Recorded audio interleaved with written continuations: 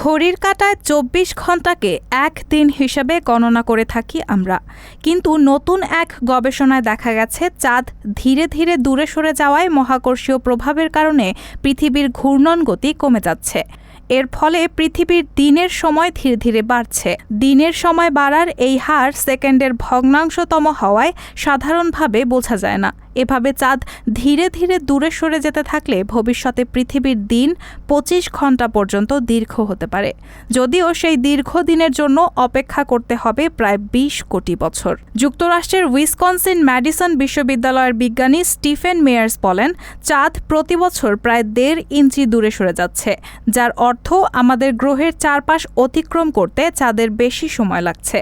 চাঁদ দূরে সরে যাওয়ার কারণে পৃথিবীর ঘূর্ণন গতিও কমে যাচ্ছে। এমন এক সময় আসবে যখন চাঁদ একটি স্থিতিশীল দূরত্বে পৌঁছে যাবে। তখন শুধু আমাদের গ্রহের এক দিক থেকে চাঁদ দেখা যাবে। বিজ্ঞানীদের তথ্য মতে ১৪০ কোটি বছর আগে চাঁদ কাছাকাছি থাকার কারণে পৃথিবীতে ১৮ ঘণ্টায় একদিন হতো।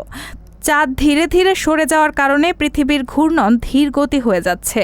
চাঁদ যখন পৃথিবীকে প্রদক্ষিণ করে তখন এর মধ্যাকর্ষণ শক্তি সমুদ্রের পানির ওপর টান তৈরি করে, যা আংশিকভাবে পৃথিবীর ঘূর্ণনকে ধীর করে দিচ্ছে। পৃথিবীর জড়তা চাঁদের মধ্যাকর্ষণ থেকে শক্তিশালী। পৃথিবী ও চাঁদের টানাটানিতে জোয়ার ভাটার সৃষ্টি হয়। আবার পৃথিবী তার অক্ষের ওপর চাঁদের কক্ষপথের চেয়ে অনেক দ্রুত ঘোরে। এসব কারণে পৃথিবীর গতি ধীরগতি হয়ে যাচ্ছে। জলবায়ু পরিবর্তন সহ বিভিন্ন কারণও পৃথিবীর ঘূর্ণন গতিতে প্রভাব ফেলছে। বৈশ্বিক তাপমাত্রা বাড়ার সঙ্গে সঙ্গে মেরুর বরফ আগের চেয়ে দ্রুত গলে যাচ্ছে। পৃথিবীর মহাসাগরে পানির পরিমাণ বাড়ছে। সব গলে যাওয়া পানি পৃথিবীর মেরু থেকে ধীরে ধীরে বিষুবরেখার দিকে চলে যায়, যেখানে মহাসাগরের ওপর চাঁদের আকর্ষণ বেশি। এর ফলে পৃথিবীর ঘূর্ণন আরও ধীরগতি হচ্ছে।